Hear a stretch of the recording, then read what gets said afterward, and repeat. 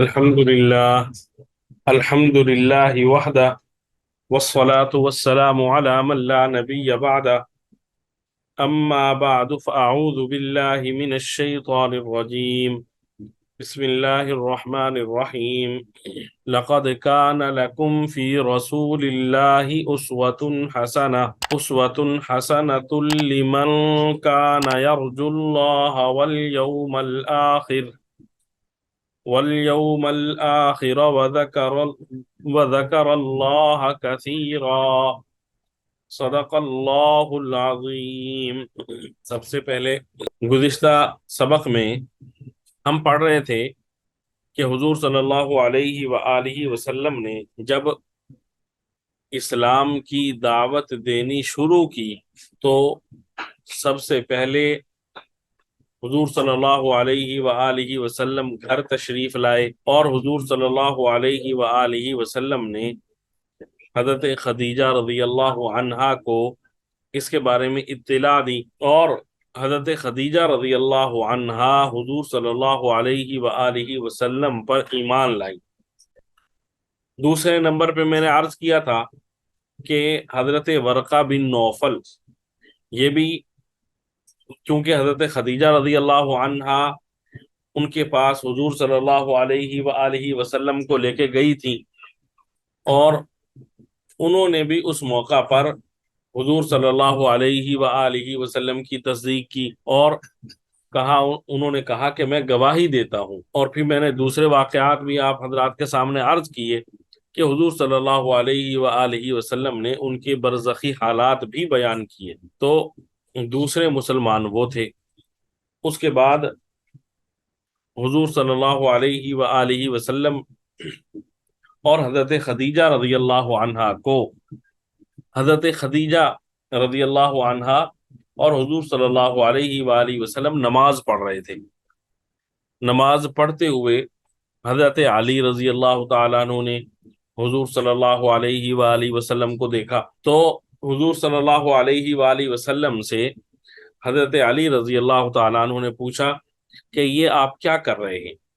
تو حضور صلی اللہ علیہ وآلہ وسلم نے حضرت علی رضی اللہ تعالیٰ عنہ کو دین اسلام کی دعوت دی اور فرمایا کہ یہ اللہ کا دین ہے، یہی دین لے کر پیغمبر دنیا میں آئے، میں تم کو اللہ کی طرف بلاتا ہوں کہ اسی کی عبادت کرو اور لات و عزا کا انکار کرو۔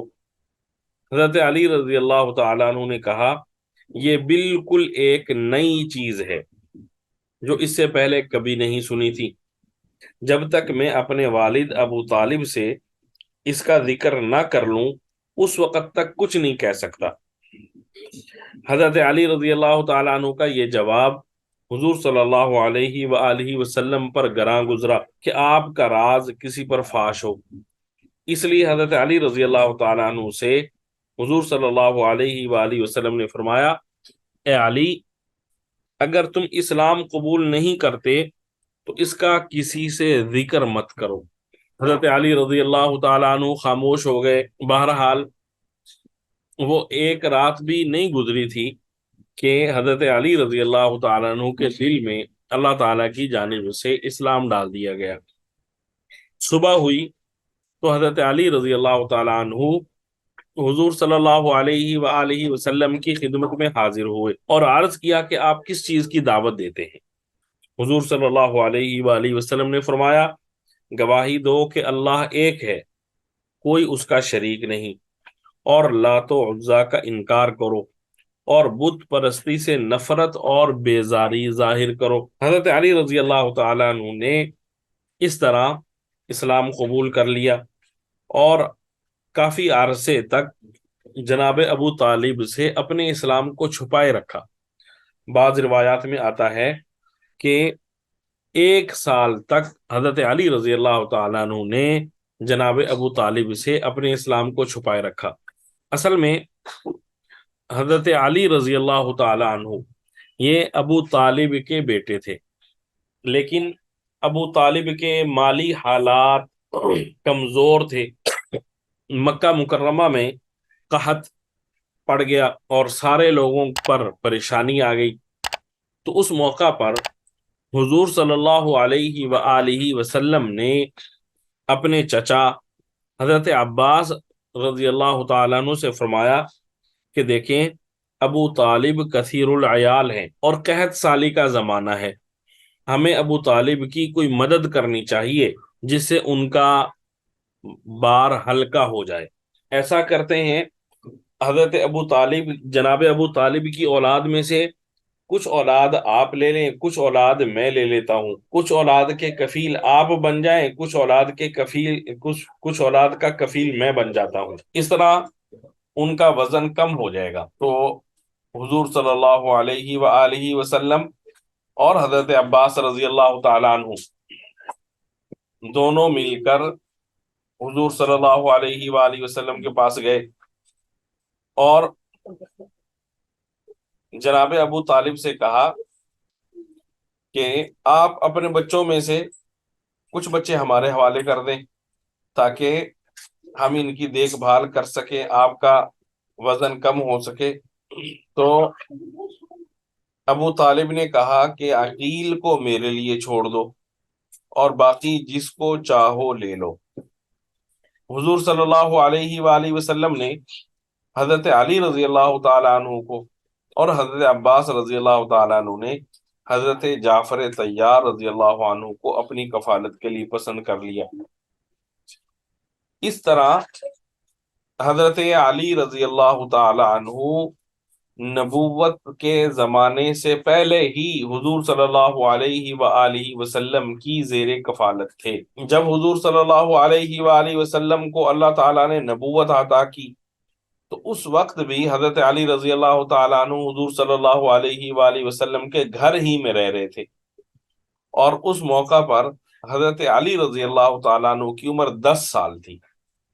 تو اس طرح 10 سال کی عمر میں حضرت علی رضی اللہ تعالیٰ عنہ نے اسلام قبول کیا، اور حضرت علی رضی اللہ تعالیٰ عنہ کے بعد حضرت علی رضی اللہ تعالیٰ عنہ کے والد جناب ابو طالب نے اسلام قبول نہیں کیا، اس کے بارے میں پہلے بات ہو چکی ہے۔ حضرت علی رضی اللہ تعالیٰ عنہ کی والدہ حضرت فاطمہ بنت اسد، انہوں نے اسلام قبول کر لیا تھا، جیسے حضرت آمنہ رضی اللہ عنہا حضور صلی اللہ علیہ وآلہ وسلم کی والدہ تھی۔ اسی طرح یتیمی کا جو عرصہ حضور صلی اللہ علیہ وآلہ وسلم نے گزارا ہے وہ جناب ابو طالب کی زیر کفالت گزارا، اور جناب ابو طالب کی یہ بیوی تھیں حضرت فاطمہ بنت اسد رضی اللہ عنہا۔ تو حضور صلی اللہ علیہ وآلہ وسلم کو حضرت فاطمہ بنت اسد رضی اللہ تعالی عنہا نے ماں کی طرح حضور صلی اللہ علیہ وآلہ وسلم کو پالا، ماں کی شفقت و محبت انہوں نے حضور صلی اللہ علیہ وآلہ وسلم کو دی، اور پھر بعد میں وہ مسلمان ہوئیں اور ہجرت کر کے مدینہ منورہ بھی تشریف لے گئیں۔ جب ان کا انتقال ہوا تو حضور صلی اللہ علیہ وآلہ وسلم نے اپنی قمیص مبارک سے ان کا کفن بنایا، اور پھر حضور صلی اللہ علیہ وآلہ وسلم ان کی قبر میں لیٹ گئے، یوں ان کی قبر متبرک ہو گئی۔ لوگوں نے اس کی وجہ دریافت کی کہ آپ ان کی قبر میں کیوں لیٹے ہیں؟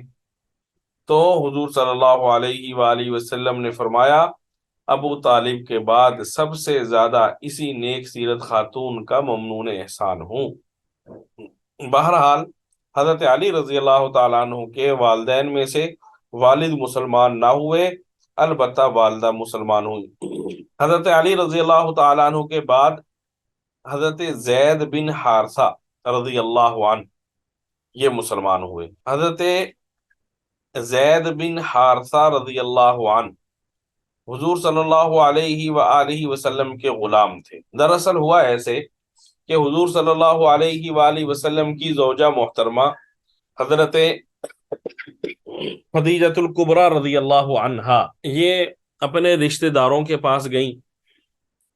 ان کے بھتیجے تھے حضرت حکیم بن حزام رضی اللہ عنہ، تو اپنے رشتہ داروں کے پاس گئیں تو یہ جو حضرت حکیم بن حزام رضی اللہ عنہ تھے، انہوں نے بازار میں ایک چھوٹا سا لڑکا دیکھا جو غلام کی حیثیت سے فروخت ہو رہا تھا، تو انہوں نے وہ غلام خرید لیا، اور جب حضرت خدیجہ رضی اللہ عنہا ان کے گھر گئیں تو وہ کہنے لگے، پھوپھی یہ غلام میں نے آپ کے لیے خریدا ہے۔ حضرت زید بن حارثہ رضی اللہ عنہ بچے بھی تھے اور خوبصورت بھی تھے، تو حضرت خدیجہ رضی اللہ عنہا انہیں اپنے ساتھ لے آئیں، اور حضرت خدیجہ رضی اللہ عنہا کی نیت یہ تھی کہ یہ غلام میں حضور صلی اللہ علیہ وآلہ وسلم کو دوں گی اور یہ حضور صلی اللہ علیہ وآلہ وسلم کی خدمت کریں گے۔ اس طرح حضرت زید بن حارثہ رضی اللہ عنہ حضور صلی اللہ علیہ وآلہ وسلم کے گھر میں پہنچ گئے، اور حضرت خدیجہ رضی اللہ عنہا نے حضرت زید بن حارثہ حضور صلی اللہ علیہ وآلہ وسلم کے حوالے کر دیا۔ حضرت زید بن حارثہ رضی اللہ عنہ یہ کوئی پیدائشی یا جدی پشتی غلام نہیں تھے، بلکہ یہ آزاد تھے، ان کے والدین بھی آزاد تھے۔ ان کے قبیلے کے باہر سے چور ڈاکو گزر رہے تھے، اور حضرت زید بن حارثہ اپنے خیمے کے باہر کھڑے تھے، تو چور ڈاکوؤں نے گزرتے ہوئے ان کو وہاں سے اٹھا لیا اور پھر بازار میں لا کے انہیں غلام بنا کے بیچ دیا۔ تو یوں ظاہر ہے یہ بچے تھے، ان کو اپنے والدین کا بھی یاد ہوگی۔ اسی طرح ان کے والدین جو تھے ان کو بھی بہت پریشانی ہوئی کہ ہمارا بچہ کدھر گیا، کافی تلاش کیا لیکن انہیں حضرت زید بن حارثہ رضی اللہ عنہ نہیں ملے۔ یہ ساری بات حضور صلی اللہ علیہ وآلہ وسلم کی نبوت سے پہلے کی ہے۔ ایک سال ان کے قبیلے کے چند آدمی حج کے لیے مکہ مکرمہ آئے، تو انہوں نے حضرت زید بن حارثہ رضی اللہ عنہ کو مکہ مکرمہ میں دیکھ لیا، پہچان لیا۔ حضرت زید بن حارثہ رضی اللہ عنہ سے ملاقات ہوئی اور انہوں نے بتایا کہ دیکھو کہ تمہارے والد کتنے پریشان ہیں۔ انہوں نے بھی تفصیل بتائی اور کہا کہ میرے والد سے کہیں پریشان نہ ہو، میں یہاں پر باعزت لوگوں میں ہوں۔ اور کچھ اشعار انہوں نے نا اپنے گھر والوں کو کہا کہ یہ اشعار میرے والد کو سنانا۔ ان اشعار میں سے ایک شعر کا ترجمہ یہ ہے کہ میں ایک معزز اور اچھے خاندان میں ہوں، اور وہ خاندان کیسا ہے؟ فرمایا کہ جو پشت در پشت معزز خاندان ہے، میں ایسے خاندان میں ہوں، تو آپ کو فکر کی ضرورت نہیں ہے۔ بہرحال وہ لوگ اپنے قبیلہ پہنچے، حضرت زید بن حارثہ رضی اللہ عنہ کے والد کو سارا واقعہ سنایا، بتلایا کہ آپ کا بیٹا فلاں جگہ پر ہے۔ تو حضرت زید بن حارثہ رضی اللہ عنہ کے والد اور چچا دونوں مکہ مکرمہ تشریف لائے، حضور صلی اللہ علیہ وآلہ وسلم سے ملے، اور حضور صلی اللہ علیہ وآلہ وسلم کی خدمت میں حاضر ہو کر منت ترلا کرنے لگے کہ آپ اہل حرم ہیں اور حرم کے پڑوسی ہیں، آپ کے بارے میں ہم نے سنا ہے کہ آپ مصیبت کے مارے لوگوں کی مدد کرتے ہیں، قیدیوں کو کھانا دیتے ہیں، ہم تمہارے پاس اس لیے آئے ہیں کہ ہمارے لڑکے کو آزاد کر دو، ہم تمہارے ممنون احسان رہیں گے، تم نے اس کی جتنی قیمت لینی ہے لے لو۔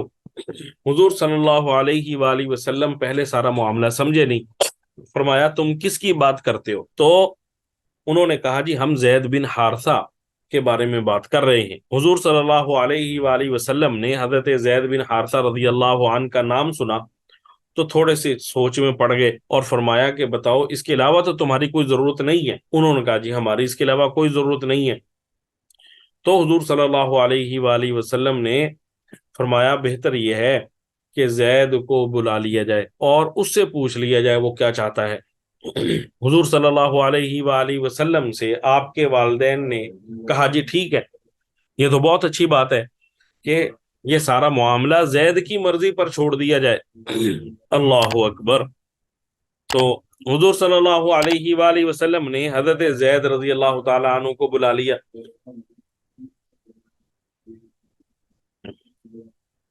ان سے حضور صلی اللہ علیہ وآلہ وسلم نے پوچھا ان کو آپ جانتے ہو یہ کون ہے؟ یہ ان کا بھی بچپنا ہے حضرت زید بن حارثہ رضی اللہ عنہ کا۔ انہوں نے کہا جی یہ میرے والد ہیں، یہ میرے چچا ہیں، میں ان کو جانتا ہوں۔ حضور صلی اللہ علیہ وآلہ وسلم نے فرمایا تمہیں میری طرف سے اجازت ہے، تمہارا دل چاہے تو ان کو پسند کر لو، اور تمہارا دل چاہے تو مجھے پسند کر لو، چاہے تو ان کے ساتھ چلے جاؤ، چاہے تو میرے پاس رہ جاؤ، تمہاری مرضی ہے۔ اللہ اکبر۔ آج آپ دیکھ لیں، آپ قوم نے کتنی ترقی کر لی ہے اور ہماری کیا صورتحال ہے۔ اور ادھر دیکھیں حضرت زید بن حارثہ رضی اللہ عنہ نے حضور صلی اللہ علیہ وآلہ وسلم کو کیا جواب دیا۔ حضرت زید بن حارثہ رضی اللہ عنہ کہنے لگے کہ میں حضور صلی اللہ علیہ وآلہ وسلم پر کسی کو ترجیح نہیں دے سکتا، میں حضور صلی اللہ علیہ وآلہ وسلم کے ساتھ رہوں گا، محمد کے پاس رہوں گا، میں اپنے ماں باپ کے ساتھ نہیں جا سکتا۔ انہوں نے کہہ دیا کہ حضور صلی اللہ علیہ وآلہ وسلم کی غلامی میں مجھے جو لطف اور سرور ملا ہے اس پر ہزاروں آزادیاں قربان کی جا سکتی ہیں۔ حضور صلی اللہ علیہ وآلہ وسلم سے نہ جانے کیسا پیار حضرت زید بن حارثہ کو ملا ہوگا کہ وہ اپنے والدین کو بھول گئے، اپنے قبیلے کو بھول گئے، اپنے خاندان کو بھول گئے۔ ان کے والد اور چچا حیرت سے دیکھ رہے ہیں، تعجب سے بول رہے ہیں زید افسوس، تم آزادی، باپ، چچا اور خاندان پر غلامی کو ترجیح دیتے ہو۔ تو حضرت زید بن حارثہ رضی اللہ عنہ نے فرمایا مجھے اس ذات میں ایسے محاسن نظر آئے ہیں کہ میں ان پر کسی کو کبھی ترجیح نہیں دے سکتا۔ اللہ اکبر۔ حضرت زید بن حارثہ رضی اللہ عنہ کا یہ جواب حضور صلی اللہ علیہ وآلہ وسلم نے سنا تو حضور صلی اللہ علیہ وآلہ وسلم خانہ کعبہ میں تشریف لے گئے، حضرت زید بن حارثہ کو اپنے ساتھ لیا اور خانہ کعبہ کے پاس کھڑے ہو کر اعلان فرمایا کہ آج سے یہ میرا بیٹا ہے، میں اس کا وارث ہوں گا اور یہ میرا وارث ہوگا۔ اس اعلان سے حضرت زید بن حارثہ رضی اللہ عنہ کے والد اور چچا جو تھے ان میں کے دل میں جو پریشانی تھی وہ بھی ختم ہو گئی اور وہ بھی خوش ہو گئے، اور ان کے دل میں جو حضرت زید بن حارثہ رضی اللہ عنہ کی جدائی کا افسوس تھا، غم تھا، تو وہ حضور صلی اللہ علیہ وآلہ وسلم کی اس شفقت کو، محبت کو دیکھ کر انہیں بھی اطمینان ہو گیا اور خوشی خوشی وہ وہاں سے واپس گئے۔ اس اعلان کے بعد حضرت زید کو زید بن محمد کے نام سے پکارا جانے لگا۔ اب جب حضور صلی اللہ علیہ وآلہ وسلم کو اللہ تعالیٰ نے نبوت عطا کی تو اس وقت بھی حضرت زید بن حارثہ رضی اللہ عنہ کی عمر کوئی بہت بڑی نہیں تھی، یہی کوئی 10-12 سال ہوگی، اس سے زیادہ عمر ان کی نہیں تھی۔ بہرحال حضرت زید بن حارثہ رضی اللہ عنہ کو حضور صلی اللہ علیہ وآلہ وسلم نے جیسے ہی ان اسلام کی دعوت دی تو حضرت زید بن حارثہ رضی اللہ عنہ نے فوراً اس دعوت کو قبول کر لیا، اور حضرت حمزہ رضی اللہ عنہ جب مسلمان ہوئے تو حضور صلی اللہ علیہ وآلہ وسلم نے ان سے حضرت زید بن حارثہ رضی اللہ عنہ کا بھائی چارہ قائم کر دیا، اخوت جو ہے نا وہ ان کے درمیان قائم کر دی۔ تو سب سے پہلے مسلمان ہوئے حضرت علی رضی اللہ تعالیٰ عنہ، اور پھر مسلمان ہوئے حضرت زید بن حارثہ رضی اللہ عنہ۔ حضور صلی اللہ علیہ وآلہ وسلم نے حضرت زید بن حارثہ رضی اللہ عنہ کی شادی اپنی خاندان کی قریبی خواتین میں کروائی، اور بھی ساری زندگی کے معاملات حضور صلی اللہ علیہ وآلہ وسلم نے ان کے دیکھے۔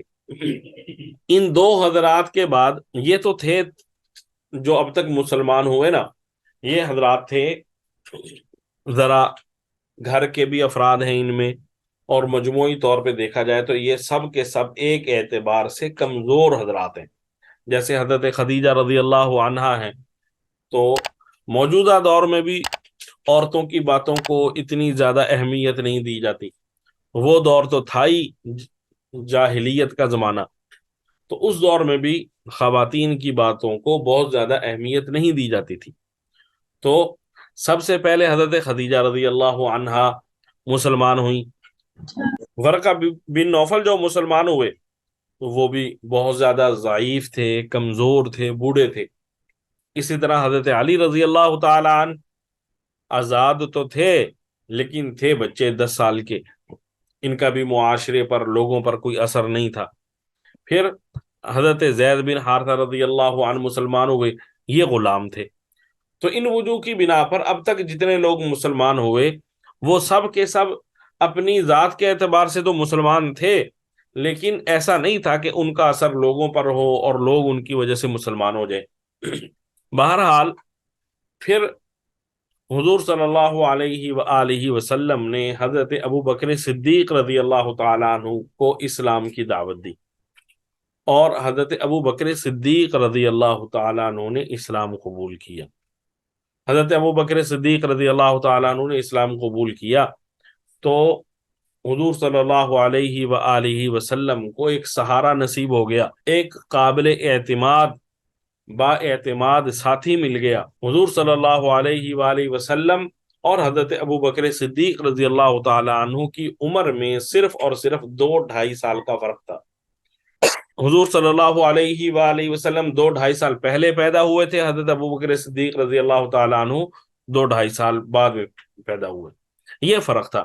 تو یوں دیکھا جائے تو دونوں ہم عمر تھے اور دونوں مکہ مکرمہ کے رہنے والے تھے، ایک دوسرے کو خوب اچھی طرح جانتے تھے. حضور صلی اللہ علیہ وآلہ وسلم نے ارشاد فرمایا کہ میں نے جس کسی پر بھی اسلام پیش کیا وہ اسلام سے کچھ نہ کچھ ضرور جھجکا، مگر ابو بکر نے اسلام قبول کرنے میں ذرہ برابر کوئی توقف نہیں کیا، فوراً مسلمان ہو گیا.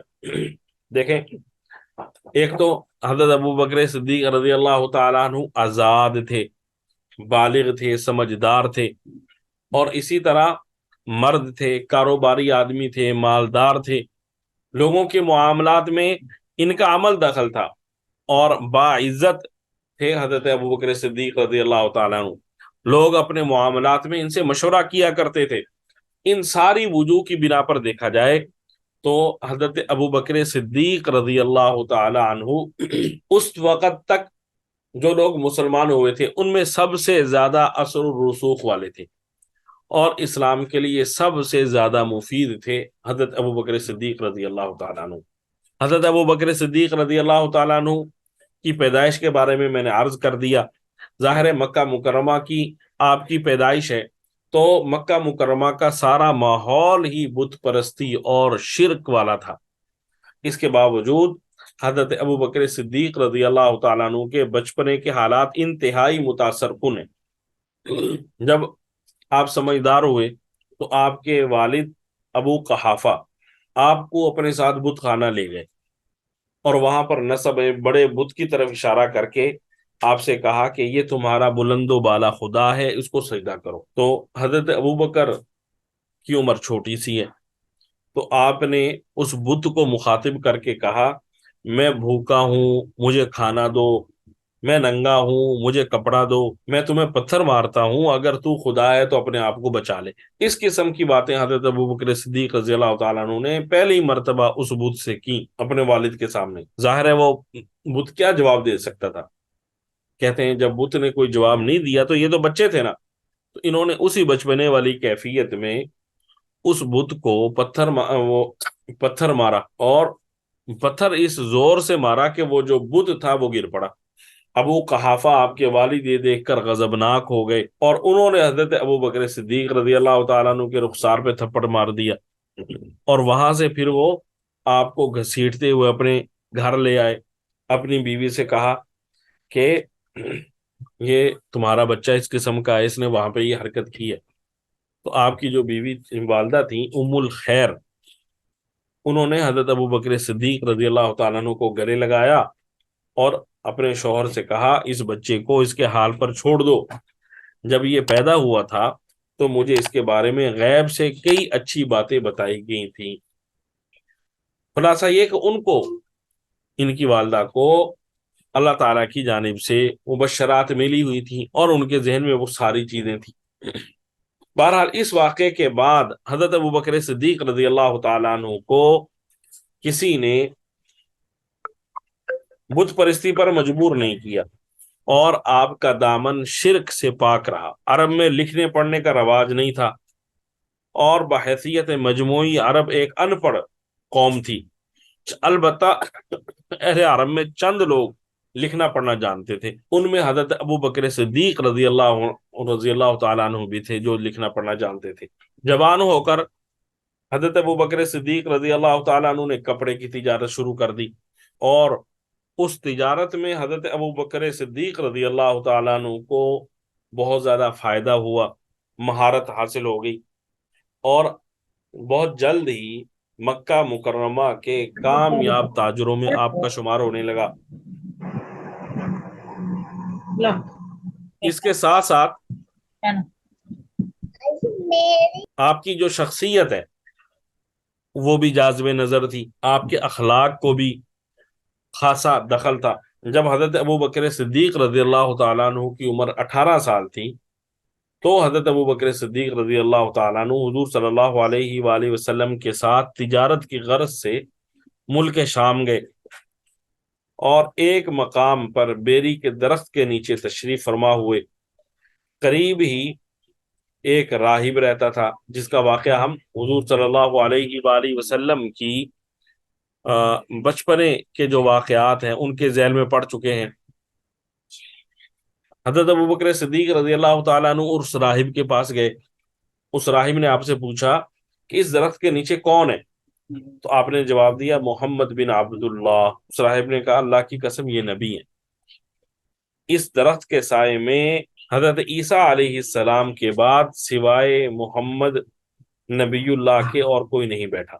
یہ بات حضرت ابوبکر صدیق رضی اللہ تعالیٰ عنہ کے دل میں جم گئی، اور اسی دن سے انہوں نے حضور صلی اللہ علیہ وآلہ وسلم کی صحبت و محبت اختیار کر لی۔ اسی طرح ایک مرتبہ حضرت ابوبکر صدیق رضی اللہ تعالیٰ عنہ خانہ کعبہ کے سین میں کھڑے تھے، ایک شاعر وہاں پہ خانہ کعبہ میں آ گیا۔ وہ شاعر ذہنی طور پر توحید پرست تھا، اور توحید کے بارے میں وہ نظمیں بھی کہا کرتا تھا۔ وہ خانہ کعبہ جب آیا اس نے حضرت ابوبکر صدیق رضی اللہ تعالیٰ عنہ کو دیکھا۔ ظاہر ہے ہمارے ہاں بھی ہے نا کہ جس قسم کا ذہن ہوتا ہے نا وہ اس قسم کے لوگوں کی تلاش میں ہوتا ہے، اور اسے معلوم بھی ہوتا ہے کہ کون کون میرے ذہن کا ہے۔ تو جب وہ بھی توحید پرست تھا، حضرت ابوبکر صدیق رضی اللہ تعالیٰ عنہ بھی توحید پرست تھے، تو وہ آپ کے پاس آیا اور کہنے لگا جس نبی کی آمد کا انتظار ہے وہ طائف کے لوگوں میں سے مبعوث ہوگا یا قریش کے لوگوں میں، مکہ مکرمہ کے لوگوں میں مبعوث ہوگا، مجھے بتاؤ۔ تو حضرت ابوبکر صدیق رضی اللہ تعالیٰ عنہ نے کہا مجھے پتہ نہیں۔ جب آپ نے اس کی یہ بات سنی اس سے آپ کے دل میں ایک فکر پیدا ہوئی، تو آپ ورقہ بن نوفل کے پاس گئے، اور ورقہ بن نوفل سے امیہ بن ابی سلط جس نے آپ سے کہا تھا کہ نبی کہاں پیدا ہوگا، تو اس سے کہا کہ جی وہ اس طرح سوال کر رہا تھا تو آپ اس کا جواب دیں، تو آپ بتائیں کہ وہ نبی طائف والوں میں ہوگا یا مکہ والوں میں ہوگا۔ تو ورقہ بن نوفل نے کہا کہ چونکہ میں علم نسب کا ماہر ہوں اور آسمانی جو کتابیں ہیں ان کا بھی ماہر ہوں، اس بنا پر میں کہتا ہوں کہ وہ تمہارے اندر ہوگا، طائف میں نہیں ہوگا بلکہ یہاں مکہ مکرمہ میں سے آئے گا۔ جب حضرت ابوبکر صدیق رضی اللہ تعالیٰ عنہ نے یہ بات سنی اس کی وجہ سے آپ کے دل میں اور شوق بڑھ گیا۔ اسی طرح حضرت ابوبکر صدیق رضی اللہ تعالیٰ عنہ نے ایک مرتبہ خواب میں دیکھا کہ ایک چاند مکہ پر نازل ہو کر کئی ٹکڑوں میں تقسیم ہو گیا، اور اس کا ایک ٹکڑا، اس چاند کا ایک ایک ٹکڑا ایک ایک گھر میں داخل ہوا، پھر یہ ٹکڑے آپس میں مل گئے اور مکمل چاند آپ کی گود میں آ گیا۔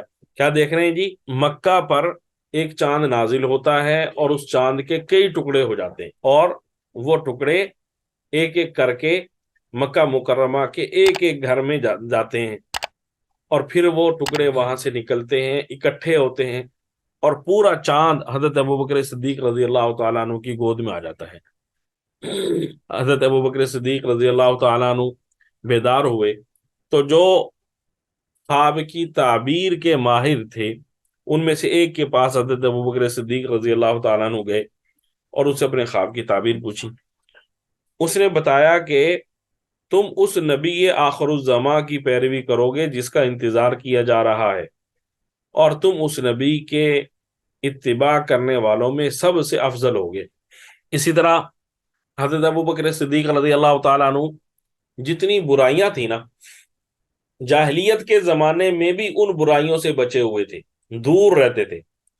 شراب اس زمانے میں پانی کی طرح استعمال کی جاتی تھی، لیکن حضرت ابوبکر صدیق رضی اللہ تعالیٰ عنہ نے اس زمانے میں بھی شراب سے اپنے آپ کو دور رکھا، جتنی بھی برائیاں تھیں اور اسی طرح جتنی بھی برے اوصاف تھے، حضرت ابوبکر صدیق رضی اللہ تعالیٰ عنہ ان سے دور رہتے تھے۔ کسی نے حضرت ابوبکر صدیق رضی اللہ تعالیٰ عنہ سے پوچھا کہ کیا آپ نے کبھی شراب پی؟ آپ نے فرمایا نعوذ باللہ، میں نے کبھی شراب نہیں پی۔ اس نے پوچھا کیوں؟ تو حضرت ابوبکر صدیق رضی اللہ تعالیٰ عنہ نے فرمایا میں نہیں چاہتا تھا کہ میرے بدن میں سے بدبو آئے اور کسی کو مجھ سے تکلیف ہو، میں نہیں چاہتا تھا، اس لیے میں نے کبھی شراب کے پاس میں نہیں گیا۔ یہی واقعہ کسی نے حضور صلی اللہ علیہ وآلہ وسلم کے سامنے بیان کیا کہ ابو بکر نے یوں کہا ہے، تو حضور صلی اللہ علیہ وسلم نے 2 مرتبہ فرمایا کہ ابو بکر سچ کہتے ہیں۔ آپ کی لاڈلی بیٹی سیدہ عائشہ صدیقہ رضی اللہ عنہا ام المؤمنین فرماتی ہیں کہ حضرت ابوبکر صدیق رضی اللہ تعالیٰ عنہ نے جاہلیت ہی کے دور سے شراب کو اپنے اوپر حرام قرار دے لیا تھا اور کبھی بھی شراب کو ہاتھ نہیں لگایا۔ حضرت ابوبکر صدیق رضی اللہ تعالیٰ عنہ فرماتے ہیں کہ زمانہ جاہلیت میں میرا گزر ایک بے ہوش آدمی کے پاس سے ہوا جو شراب کی وجہ سے مدہوش ہو چکا تھا۔ وہ گندگی میں، غلاظت میں اپنا ہاتھ ڈالتا تھا اور پھر اسے کھانے کے لیے منہ کے پاس لے جاتا تھا۔ جب اس کو اس گندگی کی بدبو محسوس ہوتی تو وہ اسے منہ میں ڈالنے سے رک جاتا تھا۔ حضرت ابوبکر صدیق رضی اللہ تعالیٰ عنہ فرماتے ہیں میں نے جب یہ دیکھا تو اس وقت سے تہیہ کر لیا کہ میں نے کبھی اس کے پاس نہیں جانا۔ تو یوں حضرت ابوبکر صدیق رضی اللہ تعالیٰ عنہ شراب سے دور رہے۔ بہرحال اس طرح حضرت ابوبکر صدیق رضی اللہ تعالیٰ عنہ حضور صلی اللہ علیہ وآلہ وسلم کی پہلی دعوت ہی پر مسلمان ہو گئے، اور بظاہر یوں لگتا ہے مختلف واقعات سے کہ حضرت ابوبکر صدیق رضی اللہ تعالیٰ عنہ کو پہلے سے ہی اندازہ تھا اس چیز کا اور وہ اس کے لیے تیار تھے، اور حضور صلی اللہ علیہ وآلہ وسلم نے جیسے ہی آپ کو دعوت دی آپ نے فوراً اس دعوت کو قبول فرما لیا۔ کسی نے حضرت ابوبکر صدیق رضی اللہ تعالیٰ عنہ کے بارے میں حضرت علی مرتضیٰ شیر خدا رضی اللہ تعالیٰ عنہ سے پوچھا کہ مہاجرین و انصار جتنے بھی مسلمان ہیں سب نے حضرت ابوبکر صدیق رضی اللہ تعالیٰ عنہ سے بیعت کیوں کی جبکہ لوگوں کو آپ سے بیعت کرنی چاہیے تھی؟ ان کی بیعت کیوں کی، آپ کی بیعت کیوں نہیں کی؟ تو حضرت علی مرتضیٰ شیر خدا رضی اللہ تعالیٰ عنہ نے فرمایا حضرت ابوبکر صدیق رضی اللہ تعالیٰ عنہ کو 4 باتوں میں مجھ پر فوقیت حاصل ہے۔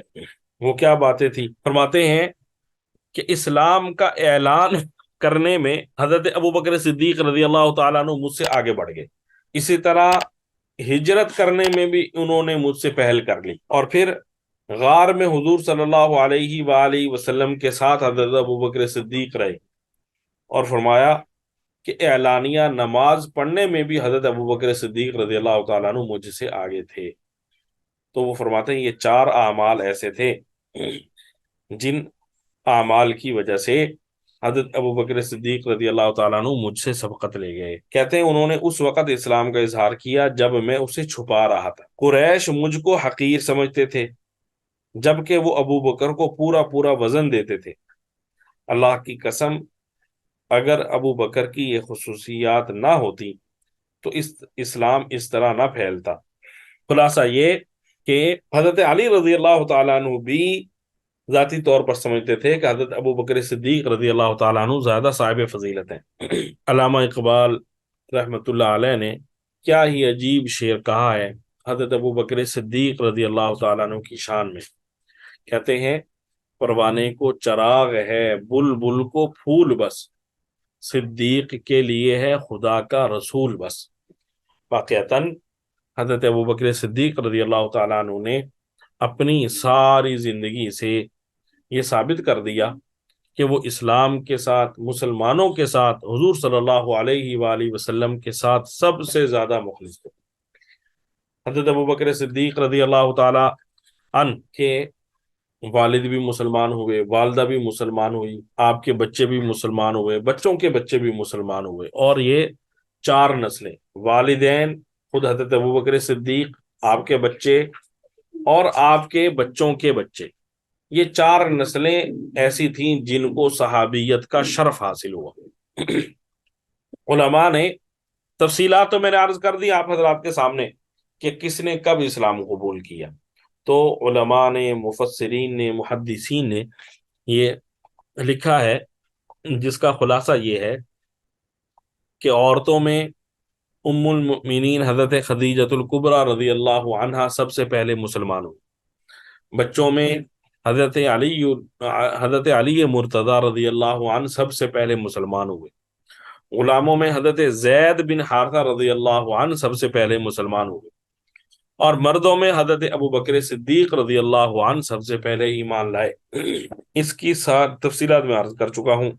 حضرت ابو بکر صدیق رضی اللہ تعالی عنہ صرف خود ہی مسلمان نہیں ہوئے، بلکہ آپ نے پہلے دن سے تگ و دو شروع کر دی کہ کسی نہ کسی طرح مسلمانوں کی طاقت و قوت میں، افرادی قوت میں اضافہ ہونا چاہیے۔ اس کے لیے حضرت ابو بکر صدیق رضی اللہ تعالیٰ عنہ سے ملنے جلنے والے، تعلق والے، رشتہ دار، دوست، احباب، سب کو حضرت ابو بکر صدیق رضی اللہ تعالیٰ عنہ نے دین کی دعوت دی، اور چونکہ آپ کاروباری تھے، مالدار تھے، رکھ رکھاؤ والے تھے، لوگوں کے ساتھ تعلقات تھے، اس کا مسلمانوں کو خاطر خواہ فائدہ بھی ہوا۔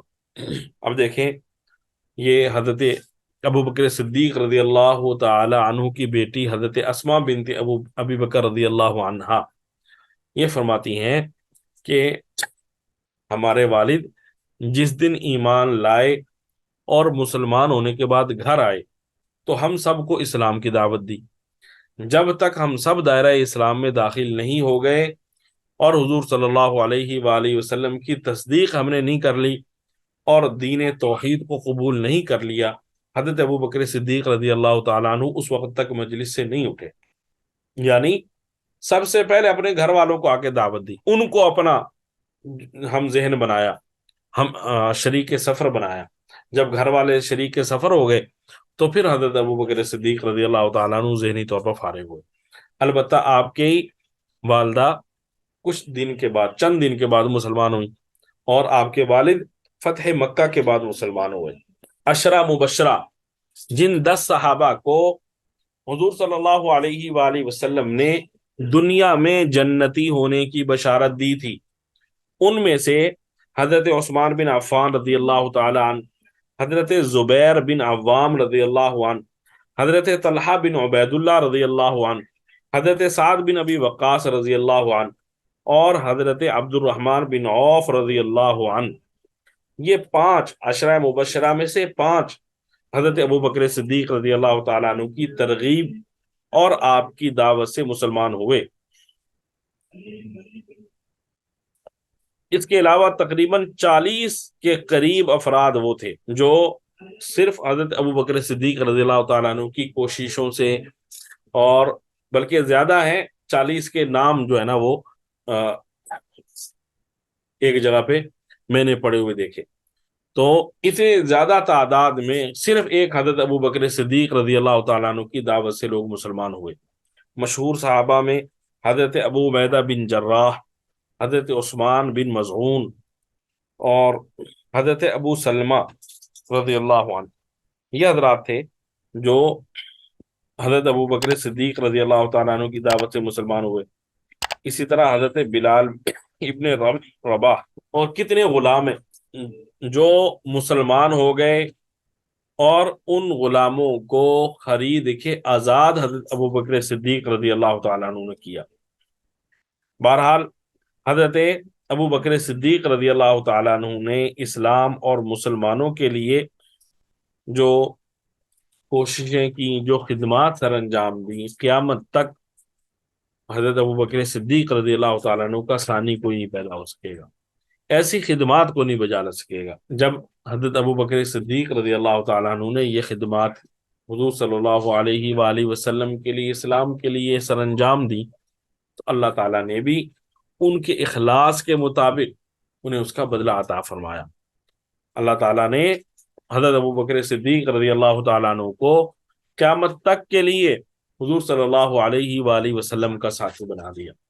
آج لوگ جس قسم کی باتیں کرتے رہیں، ظاہر ہے کسی قسم کی کوئی پابندی تو نہیں ہے، نہ ذہن پہ ہے نہ زبان پہ ہے، جس کا جو دل چاہتا ہے نا بولتا ہے، لیکن حضرت ابو بکر صدیق رضی اللہ تعالیٰ عنہ کی وفاداری جو ہے اس کا کوئی انکار نہیں کر سکتا۔ حضرت ابو بکر صدیق رضی اللہ تعالیٰ عنہ کا حضور صلی اللہ علیہ وآلہ وسلم کے مزار میں آپ کا ساتھی ہونا، یہ اس کا کوئی کسی کے پاس جواب نہیں ہے۔ ظاہر ہے اللہ تعالیٰ جیسے ہم کہتے ہیں سارے جہان کے نظام کو چلا رہے ہیں، اس ساری کائنات کے نظام کو اللہ تعالیٰ چلا رہے ہیں، تو وہ جو حضور صلی اللہ علیہ وآلہ وسلم کا روضہ مقدسہ ہے، وہاں کا نظام بھی تو اللہ تعالیٰ کی مرضی سے ہوا نا، اللہ کی مرضی کے بغیر تو کچھ نہیں ہو سکتا۔ تو وہاں پہ آپ کی جو قبر بنی وہ اللہ تعالیٰ کی مرضی سے بنی، حضرت عمر فاروق رضی اللہ تعالیٰ عنہ کا جو مزار وہاں پہ بنا وہ اللہ تعالیٰ کی مرضی سے بنا، حضور صلی اللہ علیہ وآلہ وسلم کی مرضی سے بنا۔ تو یہ سب کچھ اللہ تعالیٰ کی جانب سے ہوا۔ اللہ تعالیٰ کہ ہاں یہ لوگ پسندیدہ تھے، اللہ تعالیٰ کہ ہاں یہ لوگ منتخب شدہ تھے۔ دعا ہے اللہ تعالیٰ ہمیں اپنے ان منتخب شدہ افراد کی جو صفات ہیں انہیں اختیار کرنے کی توفیق عطا فرمائے، اور ان حضرات کی سیرت کو اپنانے کی توفیق عطا فرمائے۔ دیکھیں آج کا جو سبق ہے، ہم نے اس میں حضور صلی اللہ علیہ وآلہ وسلم کا دیکھا کہ اپنے رشتہ داروں کے ساتھ کیسے حسن سلوک کا، ان کے لیے آسانی کا معاملہ فرما رہے ہیں۔ حضرت علی رضی اللہ تعالیٰ عنہ کو خود لے لیا، اور حضرت جعفر طیار رضی اللہ تعالیٰ عنہ کو حضرت عباس کو دلوایا تاکہ جناب ابو طالب کا بوجھ ہلکا ہو جائے۔ حضرت عباس نے خود نہیں کیا، بلکہ حضور صلی اللہ علیہ وسلم نے ان سے کہا جی آؤ ان کی مدد کرتے ہیں۔ اسی طرح حضرت زید بن حارثہ رضی اللہ عنہ کے ساتھ حضور صلی اللہ علیہ وآلہ وسلم نے کیسا سلوک فرمایا۔ تو آج حضور صلی اللہ علیہ وآلہ وسلم کا یہ طرز عمل میرے لیے، آپ کے لیے نمونہ ہے کہ ہم حضور صلی اللہ علیہ وآلہ وسلم کے اس طرز عمل کے مطابق اپنی زندگی گزارتے ہیں یا نہیں گزارتے۔ حضور صلی اللہ علیہ وآلہ وسلم کے جو اخلاق ہیں ان کے مطابق اپنی زندگی گزارتے ہیں یا نہیں گزارتے۔ آج ہم اپنے رشتہ داروں کے ساتھ کیسا معاملہ کرتے ہیں، اپنے دوستوں کے ساتھ کیسا معاملہ کرتے ہیں، یہ ساری چیزیں وہ ہیں جن میں ہمیں غور کرنا چاہیے، اور اپنی خواہش اور اپنی ضد، اپنی انانیت، ان سب چیزوں کو چھوڑ کر ہمیں اللہ کی رضا کے لیے حضور صلی اللہ علیہ وآلہ وسلم کے طریقے کو اپنانے کے لیے رشتہ داروں کے ساتھ اچھا سلوک کرنا چاہیے۔ وہ اگرچہ آپ کو تکلیف پہنچانے والا رویہ اختیار کریں، آپ پھر بھی ٹھنڈے دل سے ان کے ساتھ حسن سلوک والا، صلہ رحمی والا معاملہ کریں۔ دنیا میں تو ان کا رزلٹ ملتا ہے لیکن وہ ہماری سمجھ میں نہیں آتا، لیکن آخرت میں بہرحال اللہ تعالیٰ اس کا ایسا رزلٹ عطا فرمائیں گے جو آپ کو سمجھ بھی آئے گا، اور آپ کہیں گے یہ اس کا اللہ تعالیٰ نے مجھے بدلہ عطا کیا ہے۔ بہرحال دعا ہے اللہ تعالیٰ ہمیں اچھے اخلاق اختیار کرنے کی توفیق عطا فرمائے۔ صلی اللہ علیہ وآلہ وسلم دین اسلام کے لیے حضرت ابو بکر صدیق رضی اللہ تعالیٰ عنہ کی طرح قربانیاں دینے کی توفیق عطا فرمائے۔ صلی اللہ علیہ وآلہ وسلم۔